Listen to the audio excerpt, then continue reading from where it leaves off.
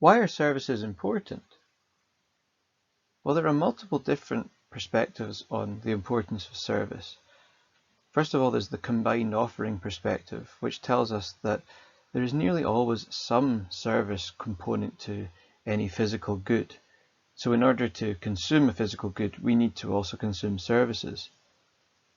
Also, product augmentations, as you move up the development of the marketing mix, product augmentations are very often based on service augmentations, allowing us to add value to any particular good that we are trying to sell. So services therefore allow brands to differentiate themselves and try to move towards uniqueness. There's also the importance of services in the economy. In our post-industrial economies, services account for the majority of activity within the economy. And there's also the contemporary service-dominant logic view, which was developed by Stephen Vargo and Robert Lush. And they assert multiple things that outline the importance of services to the way in which we operate in a contemporary economy. They say that service is fundamental to all exchange. They also say that service underpins most modern economies. And they also stress the fact that when we gain value from buying something, that value is co-created by multiple actors within a network, and that always includes the beneficiary. So that means that whatever value you gain out of consuming something, part of the value you gain, you actually produced. Vargo and Lush say that all exchanges can be viewed in terms of service for service exchange, the reciprocal application of resources for others' benefit. The focus on service steers attention to the process patterns and benefits of exchange rather than the units of outputs that are exchanged, i.e. the goods that are being exchanged.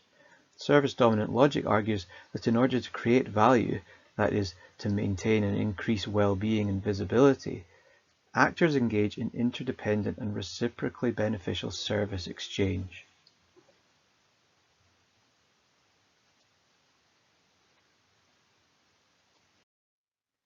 Let's look at services in the economy.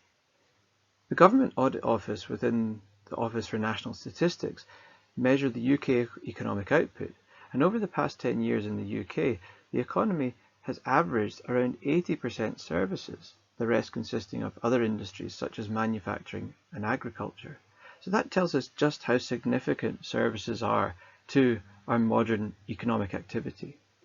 Services dominate a number of different industries that we're all familiar with and all use arguably on a daily basis.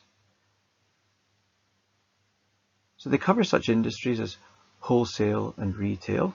So think about any shops that you visit and the warehousing required for storing the goods that service the shops. Transportation and communication. All you need to think about there are companies like Amazon or your mobile phone provider. It covers the financial institutions. So financial intermediation are things like banks, building societies, insurance companies. Service industry companies also include public administration, if you think of Edinburgh City Council or civil servants that supports all government activities. Services cover education, health and social care. You are a consumer of education services by being a student at university, and if you ever need to go to the doctor or the hospital, then you are consuming a form of service. There's also a very big category which includes the leisure sector. If you go out for a drink at a pub, go partying at a nightclub, go away for a short break, or you're a member of a gym, then these are all examples of services within the leisure and recreation category. And in the non-profit sector, and that's a sector that we focus on in this class, you can give consideration to things like charity activity, and the vast majority of all charity activity and not-for-profit activity belongs to the service sector. Now we're going to look at the product-service continuum, or you could call it the goods-services continuum. This demonstrates to us that in any product you care to think of, there will always be some form of mixture between intangible assets and physical goods, moving from pure product all the way to pure service. So at one end of the spectrum, we have a high physical element and a low service element. So if you wanted to go and buy a Mars bar, you would need to go normally into a shop to buy it. You need to go and check out and pay. So there's a service element there being added by the retailers. They're adding some value in terms of information, interaction, and the selling environment.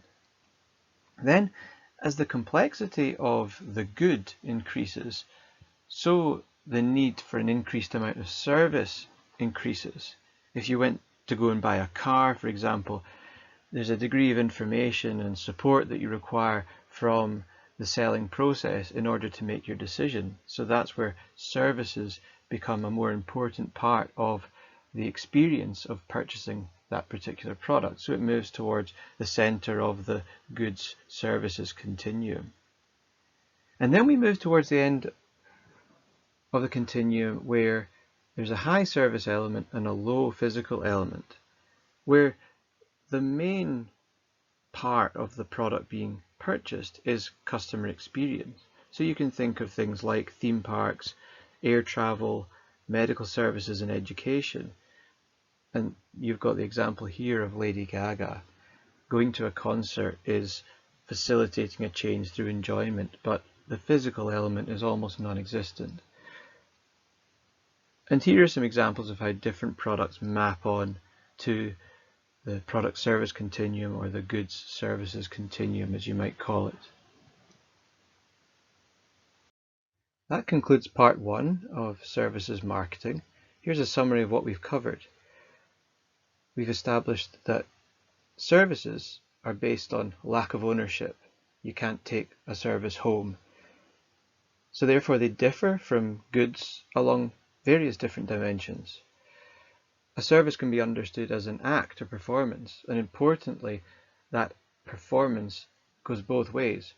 Both the service provider is performing and also the customer is performing. Consuming a service elicits some form of change within us as the consumer, and services are the basis of any modern economy.